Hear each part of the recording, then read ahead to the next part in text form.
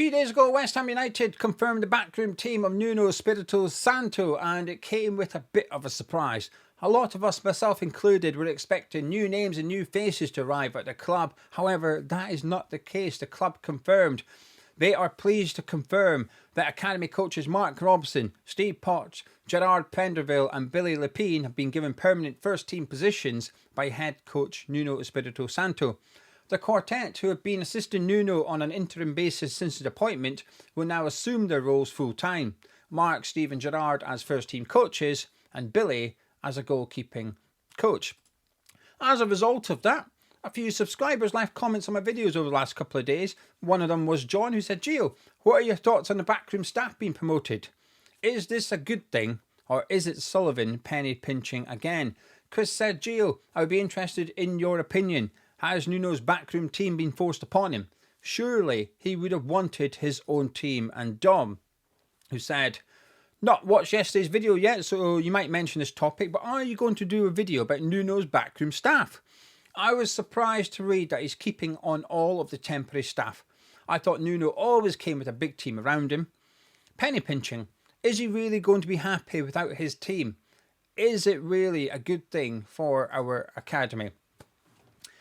So I've gone and done the research. I've done the research, so you don't have to. And also, because I was interested as well, I also assumed Nuno would bring in his own people during the international break, because that's what we were told was going to happen. When Nuno took over 2 days before the Everton game, now between us getting beat by Crystal Palace and Nuno taking charge at West Ham, there was a week, which is quite a long time in football. And one can only assume that during that week, negotiations were ongoing with Potter to get rid of him, with Nuno to bring him in, with Nuno and Nottingham Forest to get anything tied up legally so that he could take the West Ham job. And one thing I assumed that was being negotiated, well, one thing I hoped was the January transfer budget, and one thing I assumed was the backroom team. Because Dom is right, he does have a big team. Now, it might not be a big team in terms of quantity, but certainly in terms of financial expense, it can be quite hefty, because he has certain people he likes to work with. And if we go back to his negotiations with Crystal Palace, so when Roy Hodgson was leaving Crystal Palace, Nuno was leaving Wolves, Mendes, Nuno's agent, got in touch with Crystal Palace, basically said he's interested in the job. Now, remember back then, Palace were trying to avoid relegation every season. Nuno had done fantastically well with Wolves, back-to-back 7th-place finishes. So Palace were like, wow, yeah, we didn't think we could get Nuno. Yes, we want him. And negotiations begun. But there was a few problems. One of the problems was that Nuno wanted to bring his team with him. And therefore, it's a big financial commitment for Palace. Not just Nuno's salary, but also the salary of all his backroom staff. Now, there was other things as well that were stumbling blocks, such as Nuno's team. Mendes was moving the goalposts in terms of his salary expectations. The Everton job became available after Ancelotti, and Nuno was like, oh, hello, maybe I can get the Everton job. Because again, remember where Everton and Crystal Palace were back then. Everton were mid-table, Crystal Palace were avoiding relegation. So Everton would have been a bigger pool back then for Nuno.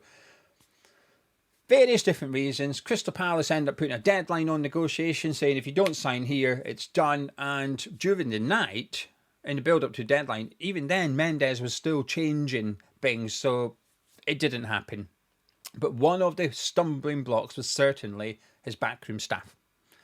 So I think it's a fair assumption Nuno would bring in his own team. In fact, I think it's a fair assumption for any manager, any head coach to take your own people with you, especially when all the Potters has gone. We've sacked them all.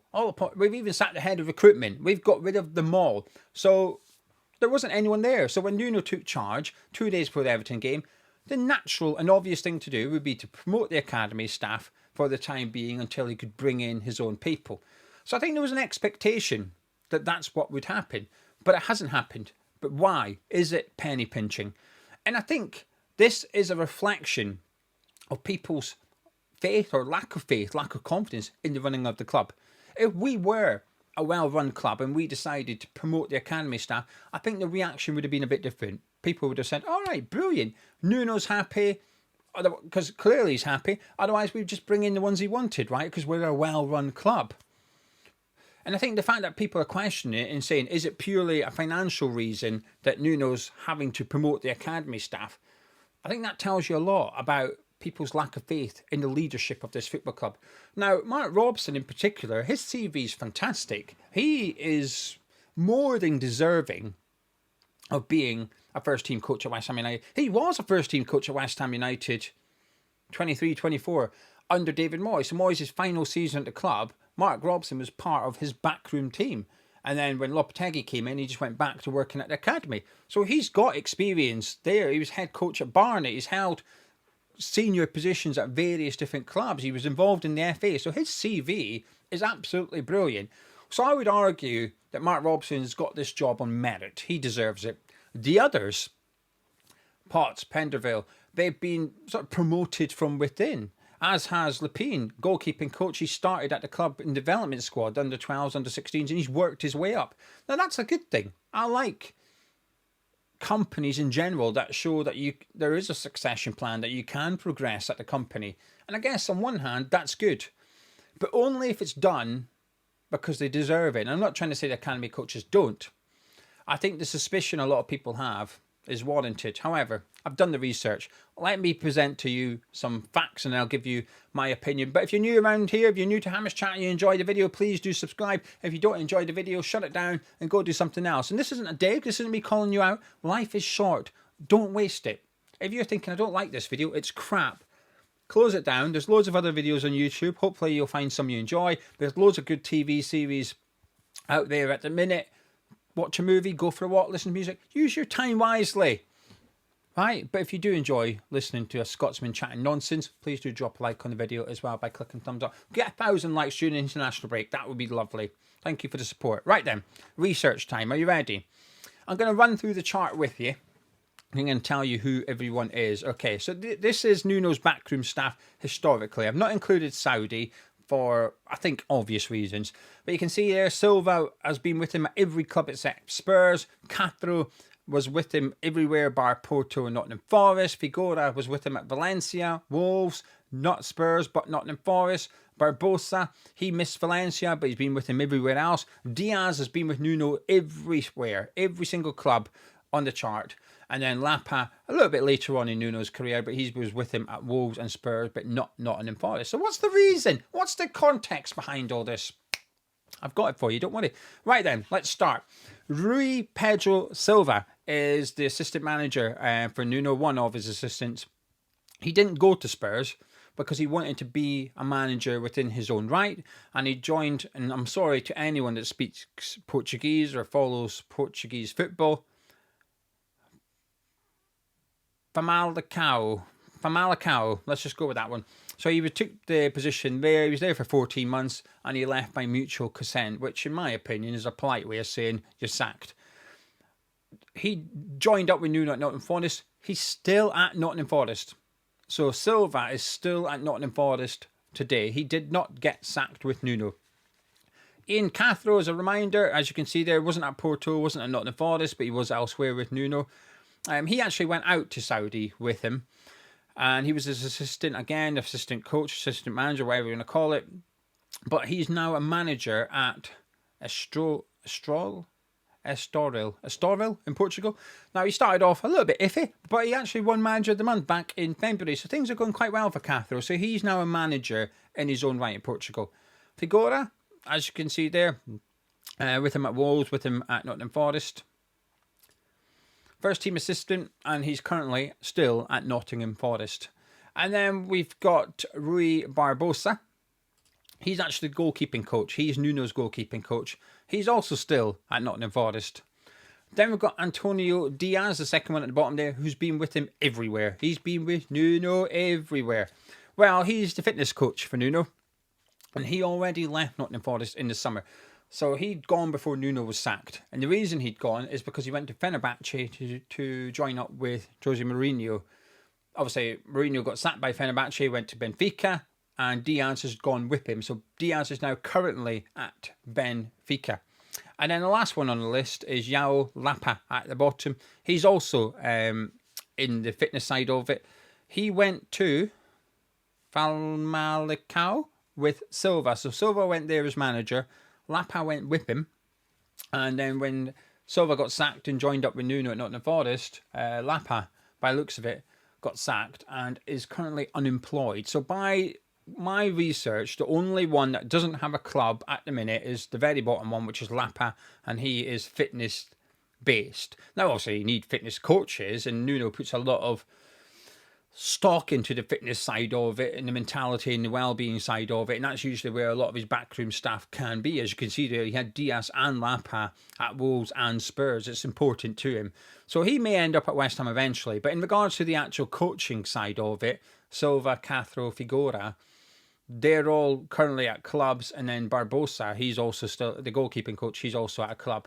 So I think that might explain as to why Nuno hasn't got his own backroom team at West Ham. They're still in positions.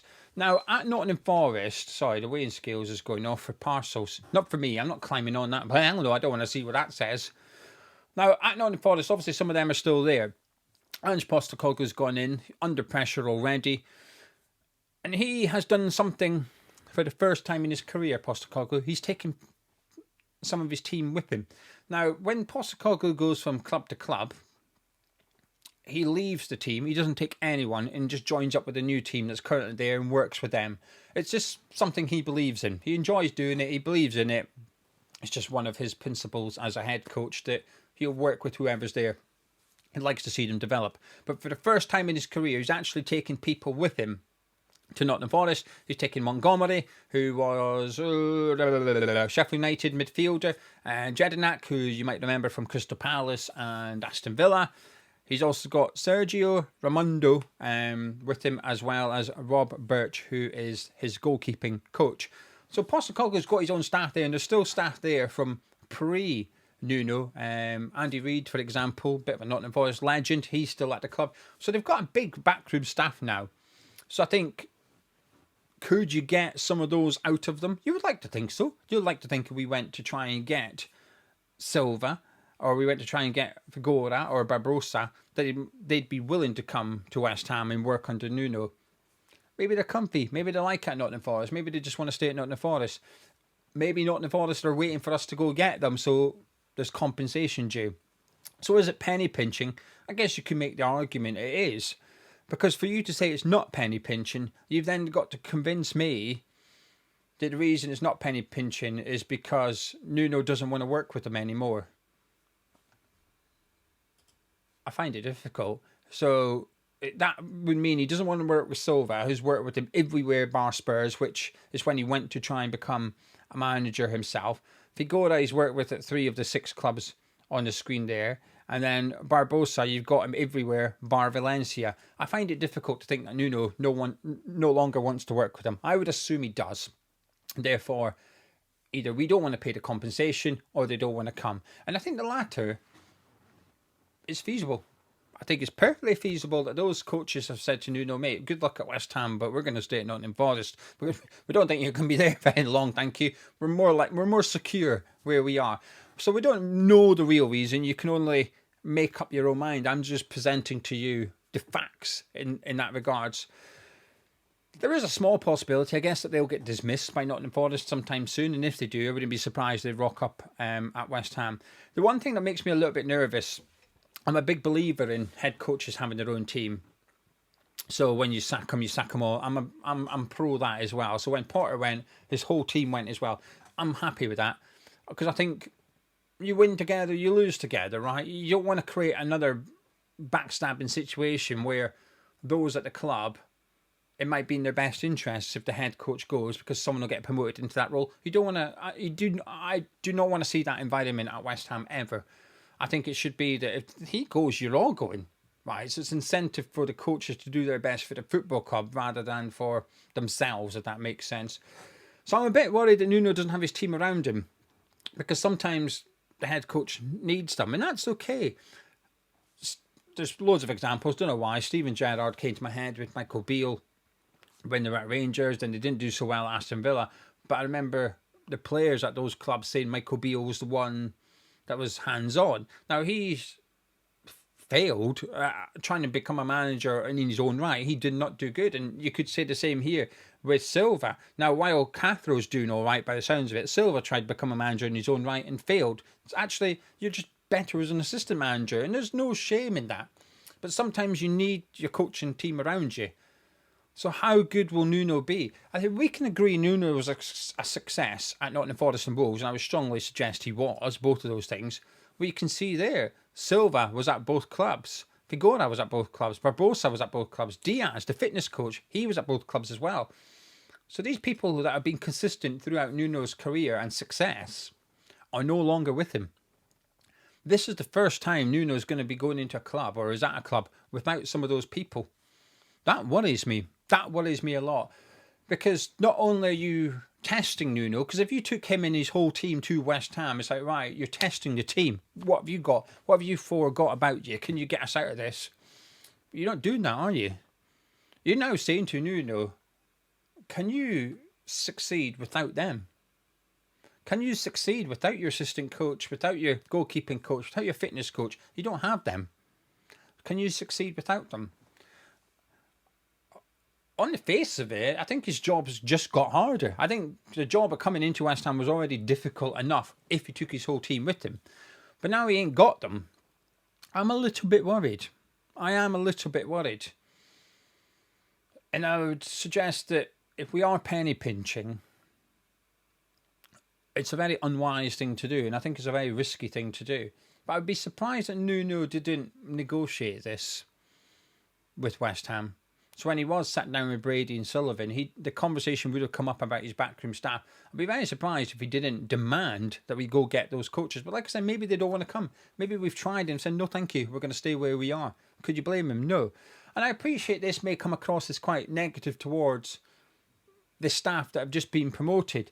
And it's not. This isn't a dig at them whatsoever. I'm pleased for them. And like I said, in a well-run club, I think this is a good thing. And I think the ideal situation would be we promote those, but we also bring in Nuno's team. So I guess to some extent, the ideal situation would be that we had Silva, we had Figueira, Barbosa and Dias. We had those. Well, not Dias, he's not going to be leaving Benfica. But we had Silva, we had Figueira, we had Barbosa and we had Lepine. We had all of them. But we also added it to Robson, Potts, Prenderville and Lepine. We had all of them.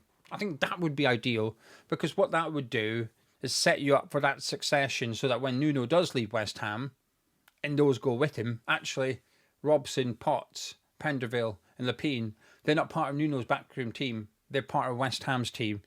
So they're there waiting for the next head coach to come in. I think that would be the ideal. A bit like what Nottingham Forest have just done with Andy Reid. He's there. He's consistent.